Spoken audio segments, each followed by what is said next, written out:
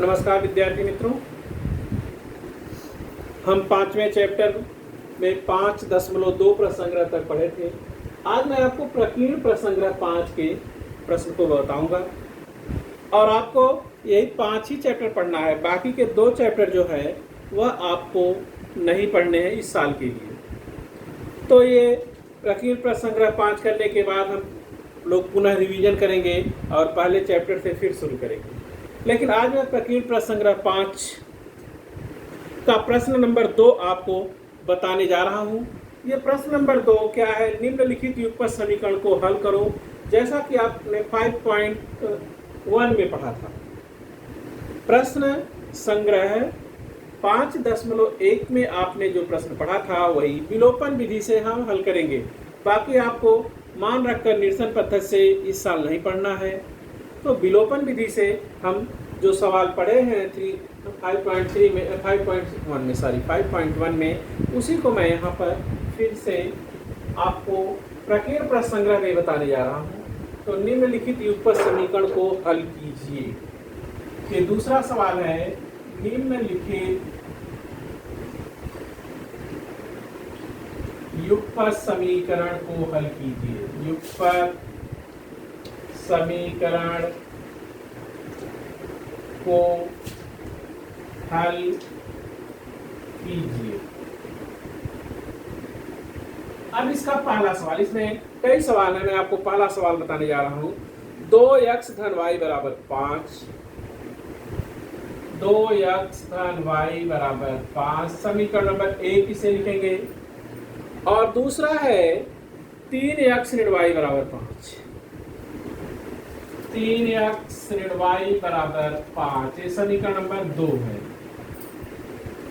अब इन दोनों को हल करना है।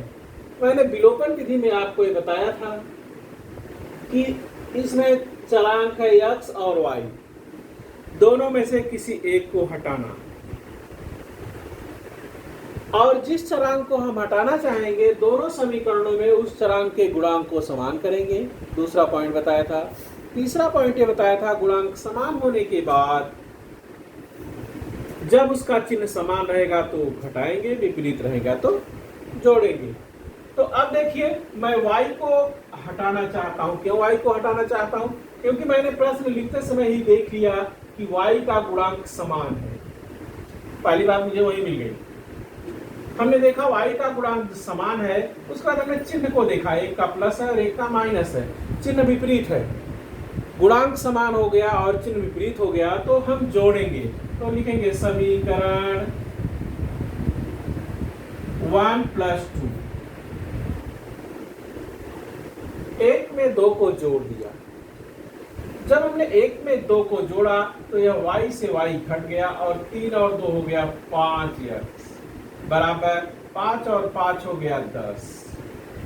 5x का मान 10 हो गया, इसलिए 1x का मान x बराबर हो गया 10/5। इस 5 से भाग दे दिया, 5 × 9 5 और 5 × 10, x बराबर हो गया 2। अब जब x का मान निकल गया तो इस x का मान किसी भी समीकरण में हम रखें, हमको y का मान मिलेगा। तो हम x का मान समीकरण 1 में भी रख सकते हैं, 2 में भी रख सकते हैं। तो मैंने इसको समीकरण 1 में रखा। x का मान समीकरण 1 में रखने पर समीकरण 1 क्या है? देखिए, 2x धन y बराबर 5। अब 2x का मतलब हो गया 2 × x, तो 2 × x की जगह पर 2 × 2 धन y बराबर 5, 2 दूनी 4 प्लस y बराबर 5। पक्षांतर किया, पक्षांतर करने पर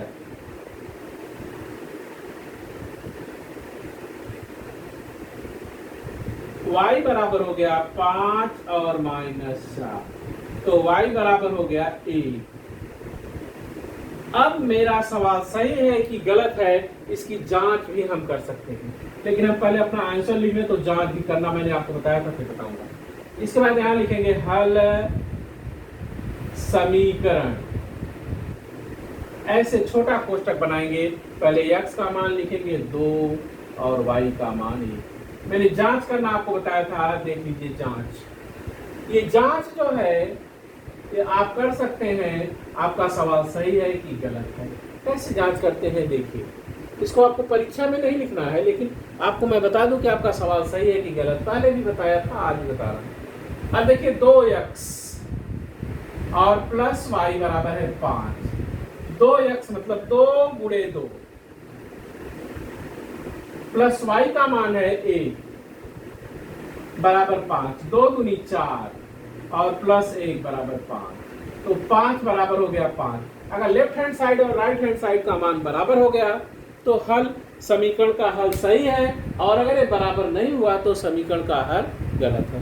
अब आप सोच रहे होंगे कि मैंने तो एक में रख करके बता दिया। एक में रखिए चाहे 2 में रखिए, वही मान आएगा, आप करके देखिए। अब मैं आगे आपको दूसरा सवाल इसका बताने जा रहा हूं। दूसरा सवाल देखिए, x ऋण 2y बराबर ऋण 1 और 2x ऋण y बराबर 7। अब हम देख रहे हैं इसमें हम अगर y को गायब करना चाहेंगे तो इसके गुणांक को 2 करना पड़ेगा, और अगर हम x को गायब करना चाहेंगे तो समीकरण 1 में x के गुणांक को 2 करना पड़ेगा। तो मैं y को हटाना चाहता हूं, आप x को भी हटा सकते हैं। तो हमने लिखा समीकरण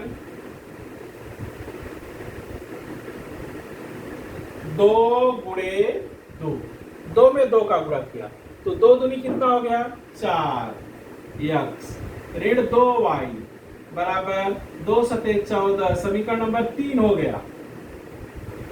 अब मैंने समीकरण नंबर 1 को सीधा इसके नीचे लिख दिया, x ऋण 2y और बराबर ऋण 1। समीकरण नंबर 1 हो गया। अब देखिए यहां पर दोनों के गुणांक समान हो गए, y और y यहां समीकरण 3 में भी और समीकरण 1 में भी गुणांक हो गया y का गुणांक ऋण 2 और यहां y का गुणांक ऋण 2। अब गुणांक समान हो गए और चिन्ह भी समान है तो इसलिए घटेगा, तो लिखेंगे समीकरण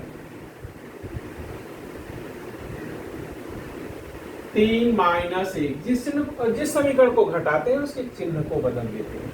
ये बदल गया, माइनस हो गया, ये प्लस हो गया और ये भी प्लस हो गया। माइनस था प्लस, अब इसका चिन्ह माइनस नहीं रह गया, प्लस हो गया। अब जब जोड़ेंगे तो ये दोनों घट जाएंगे। यहाँ 4x में से 1x निकलेगा तो हो जाएगा 3x बराबर 14 में 1 जुड़ गया 15, इसलिए x बराबर हो गया 15 में हमने 3 का भाग दिया, 3 पचे 15, x बराबर हो गया 5। अब इस x का मान हम समीकरण 1, 2 कहीं भी रखेंगे, तो मैं चाहता हूं इस बार समीकरण 2 में मैं रखूं x, लेकिन आप याद रखिए सबसे छोटे समीकरण में रखेंगे तो आपको निकालने में आसानी होगी।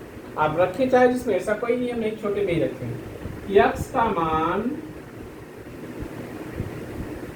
समीकरण 2 में रखने पर, 2 में रखने पर समीकरण 2 है क्या, 2x ऋण y बराबर 7।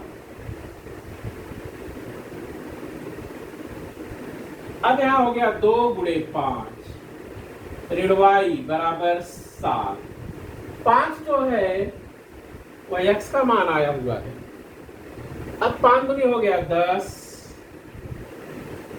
ऋण y, इसका यहां लिख रहे हैं देखिए, बराबर 7। पक्षांतर कर दिया, पक्षांतर करने पर ऋण y बराबर 7 और ऋण 10 हो गया।